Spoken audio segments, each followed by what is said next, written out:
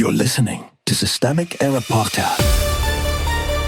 The failure was designed. Ivana Trump accused of helping feed Epstein's network and explosive new allegations, based on an article by Daniel Hampton.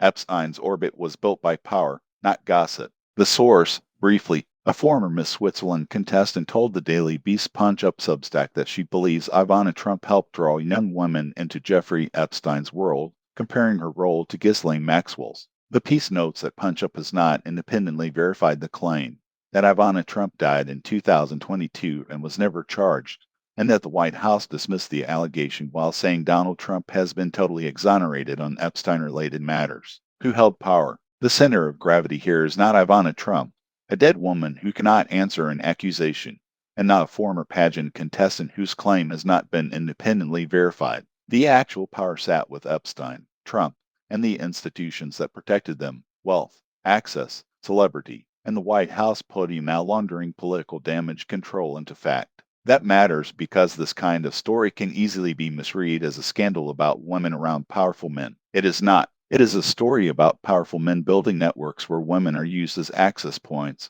social cover, and disposable intermediaries. The convenient drift away from the men. The allegation against Ivana may be true, partly true, or false. The reporting itself says it is unverified, but the larger pattern is already visible. Elite sexual abuse scandals often get narrated through the women adjacent to the men at the center, while the men keep the architecture.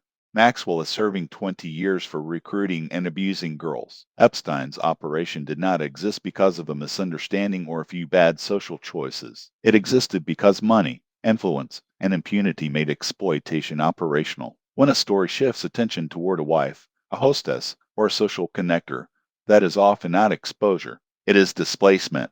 Exoneration is spin. The White House line is the familiar move of a political machine trying to erase the distinction between denial and vindication. Saying Trump has been totally exonerated is not a neutral factual description.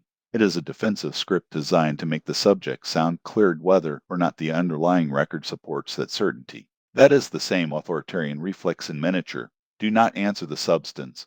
Override it. Do not confront the network. Declare the network resolved. Do not examine the damage. Announce closure.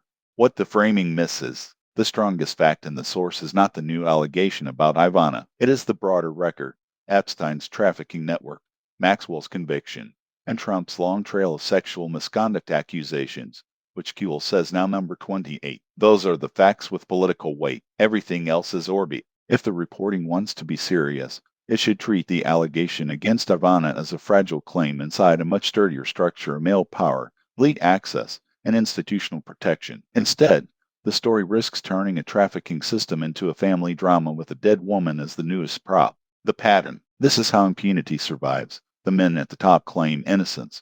The institutions translate that into exoneration. And the public gets handed a swirl of peripheral allegations that feel revelatory while leaving the core machinery intact. The lesson is not that celebrity families are messy. It is that predatory networks do not run on secrecy alone. They run on status, selective disbelief, and the ready supply of expendable figures around powerful men. The names change, the structure holds. You've been listening to Systemic Error. Thanks to Raw Story for today's article, with the automated voice of Joe. Thanks for listening.